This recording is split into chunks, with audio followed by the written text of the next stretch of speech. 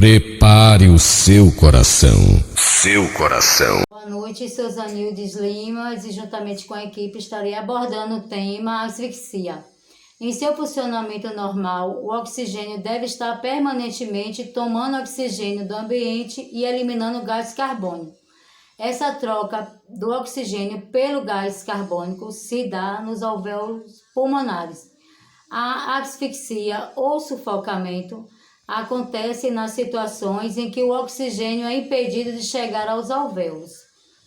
A asfixia ou sufocação é a síndrome causada pela insuficiência de oxigenação do organismo, a qual, se prolongada, conduz à morte.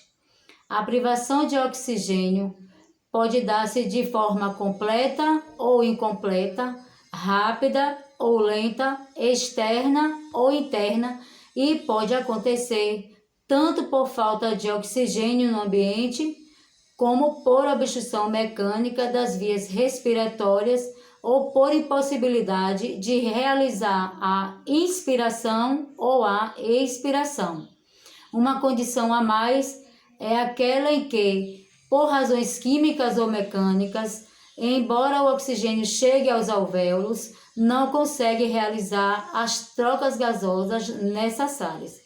A seguir, a equipe continuará abordando as suas causas, os sintomas e os principais sinais, como diagnosticar, o que deve e pode fazer em caso de asfixia por aspiração de corpos estranhos.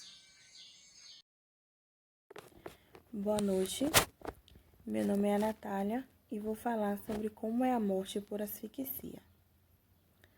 Suicídio por asfixia é um ato de inibir a capacidade de respirar ou limitar a captação de oxigênio durante a respiração, causando hipoxia e, eventualmente, a asfixia. Isso pode envolver o uso de um saco plástico na cabeça ou confinamento em um espaço fechado sem oxigênio. Essas tentativas envolvem o uso de depressores para fazer o usuário desmaiar, devido à privação de oxigênio antes do pânico instintivo e o desejo de escapar devido à hipercapnia. Boa noite, meu nome é Sara, estou no grupo seminário de asfixias e eu vou falar um pouco sobre as complicações da asfixia. São várias as complicações, né? Porém eu vou destacar uma das mais graves. É a diminuição de oxigênio na região cerebral, pode levar a outro estado patológico. E essa ausência de oxigênio pode levar, consequentemente, a uma parada respiratória. E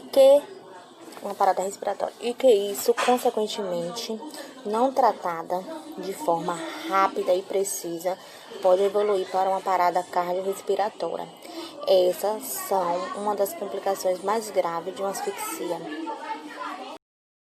Boa noite, pessoal. Me chamo Vitória Cássio e vou falar um pouco a respeito das causas da asfixia. A asfixia está relacionada à dificuldade respiratória que leva à falta de oxigenação no organismo. As causas elas podem ser variadas, sendo a mais comum a obstrução das vias aéreas por corpos estranhos, como por exemplo, objetos de pequenas dimensões, como por exemplo moedas, em casos de crianças, peças de brinquedos, rodinhas de carro, alimentos mal mastigados, no caso de adultos e até crianças também, pedaços de carne, pedaços de pão, entre outros. Outras causas também relacionadas à asfixia podem ser a ingestão de bebidas fervescentes ou bebidas cáusticas, ou seja, líquidos em temperaturas excessivamente quentes, como por exemplo água fervida. Na parte das bebidas cáusticas, bebidas, no caso soluções como por exemplo soda cáustica, vulcão negro, que são utilizados como desentupidor de pia. Pressão excessiva ou peso em cima das costas ou da região torácica também pode causar a asfixia. Intoxicação diversa, no caso, pode acontecer por reação a alguma medicação, por alergia a alguma alimentação, por medicação, por alimentação, por algum produto químico, por algum produto cosmético, ou pela simples parada dos órgãos respiratórios. Boa noite, meu nome é Tamires e agora eu vou falar um pouco sobre os sintomas da asfixia. Os principais sinais e sintomas gerais da falta ou a insuficiência de oxigênio são palidez, dilatação das pupilas, respiração ruidosa, tosse, cianose na face e nas extremidades.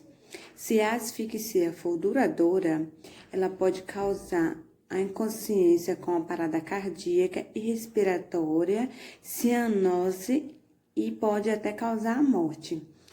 Os principais sinais e sintomas são: a vítima ela não consegue falar, ela tem dificuldade respiratória, palidez, dilatação das pupilas, respiração ruidosa, muita tosse, ela tem obstrução facial, tonalidade azulada da face e das extremidades. Esses são um dos sintomas da asfixia. Diagnóstico para asfixia. Estão, entre elas, lesões cutâneas no pescoço da vítima, nos casos de enforcamento, estrangulamento, esganadura, ferimentos no nariz e na boca, sufocação por oclusão dos orifícios respiratórios, fratura na costela, nos casos de compressão torácica, corpos estranhos obstruindo as vias respiratórias. Boa noite, me chamo Jéssica Simas, sou estudante da Escola PET, profissional Escola Técnico em Enfermagem. Falarei sobre o tratamento da asfixia. O princípio básico do tratamento da asfixia é a da reativação da função respiratória, ou no caso de recém-nascido, o início da ventilação pulmonar. Vale ressaltar também que se a obstrução for apenas parcial, o fator obstrutivo talvez possa ser retirado por uma broncoscopia.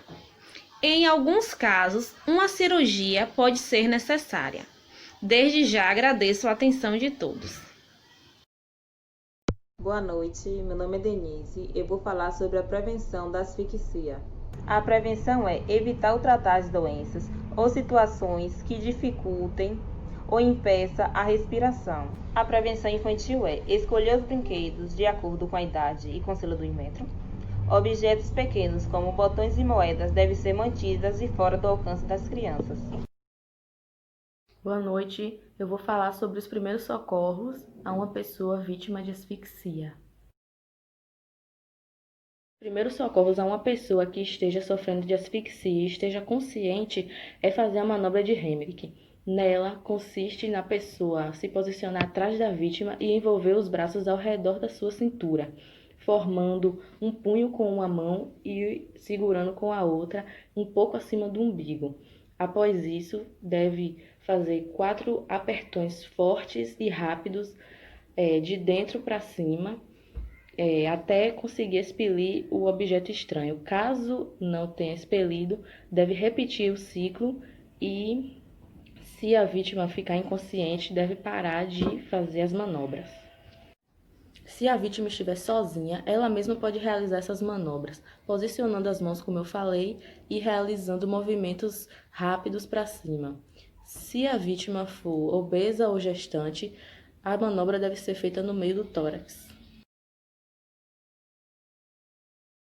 Em bebês, essa manobra é diferente. Deve-se apoiar a criança no braço, com a cabeça mais baixa que o corpo e a boca aberta. Aplicar 5 batidas com o calcanhar da mão nas costas da criança, na região entre as escápulas. Após isso, virar o bebê com a barriga para cima, mantendo a posição inicial e a boca aberta, e fazer 5 compressões no osso do peito da criança, abaixo da linha imaginária traçada entre os mamilos. Se após isso a criança não expelir o objeto estranho, deve-se repetir mais um ciclo até a criança expelir ou até ela ficar inconsciente. Caso a vítima já esteja inconsciente, deve-se ligar imediatamente para o SAMU e solicitar um DEA.